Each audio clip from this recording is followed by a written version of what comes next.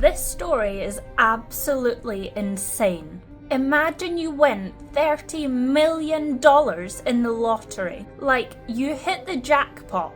Your life is supposed to change forever, right? You pay off your debt, you help your family, maybe buy a house or two, and then run off into the sunset. Instead, you get used, manipulated, and eventually murdered by someone who pretended to be your friend. And the worst part? She did it all for the money. This is the true story of Abraham Shakespeare, a Florida man who won the lottery and the woman who killed him for it. So, let's start from the top. The year is 2006, and Abraham is just your regular guy from Lakeland, Florida. He's 40 years old and working as a truck driver's assistant. He's not rich, he's not famous, he's not flashy. He doesn't even own a bank account.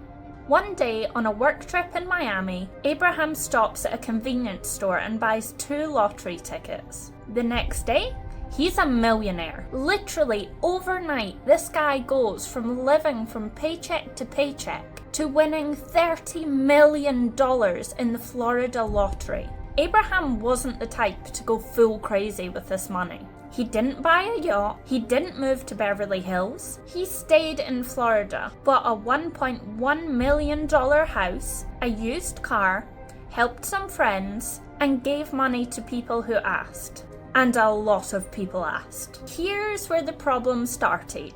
As soon as word got out that he was rich, people started showing up like roaches. Friends, families, strangers, neighbours, everyone wanted a piece. My kid needs surgery.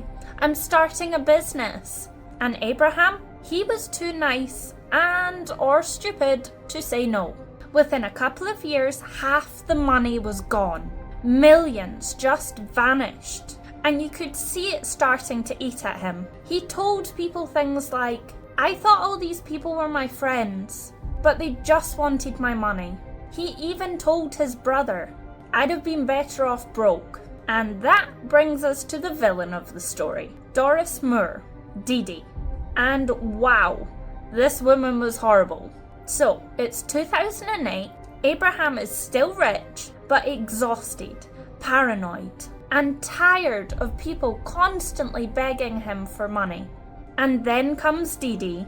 She shows up as this self-proclaimed businesswoman and says she wants to write a book about his life.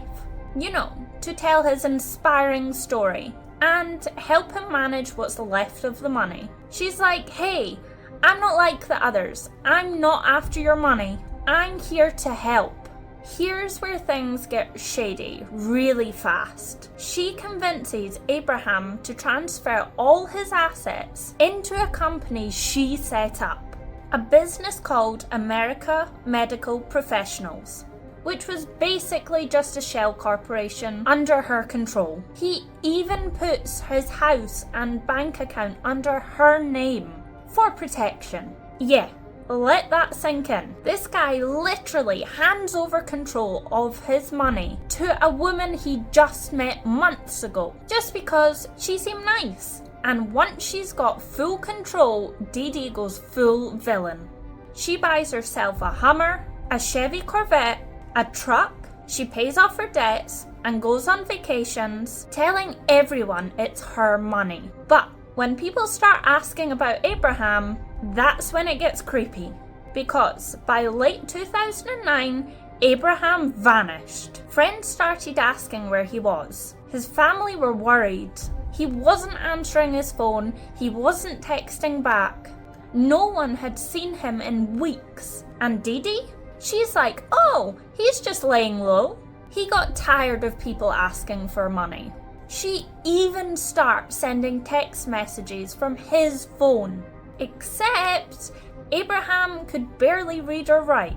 So yeah, these text messages sounded nothing like him. One of his friends literally said it's like someone is using Google Translate to pretend they're him. And get this, she also paid people to pretend they saw him. But the lies didn't last long. In January of 2010, detectives got a tip. A guy says Dee Dee told him that Abraham is buried in her backyard.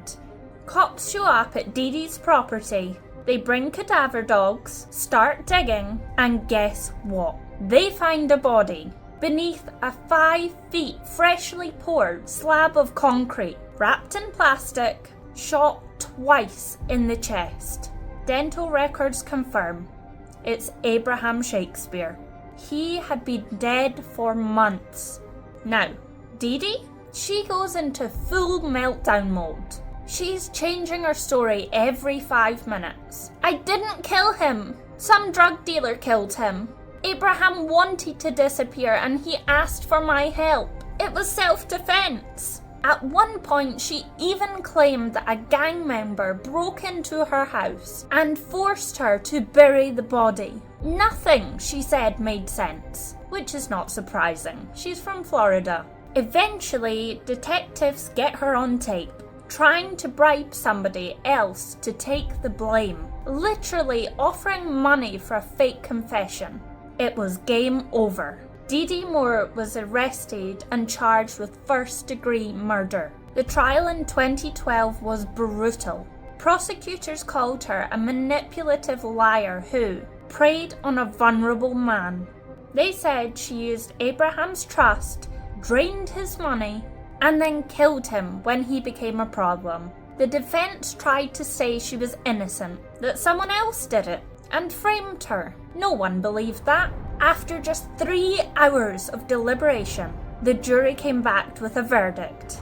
Guilty. She was sentenced to life in prison without the possibility of parole. And during sentencing, she cried, but not for Abraham, for herself. So, what happened to the money?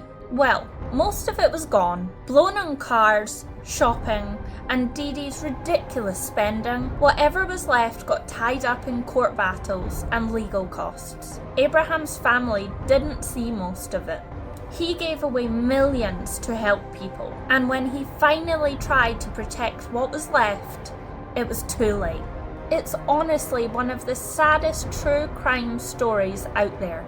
A good guy wins the lottery, just wants to live a better life, and ends up dead because someone saw him as a walking ATM.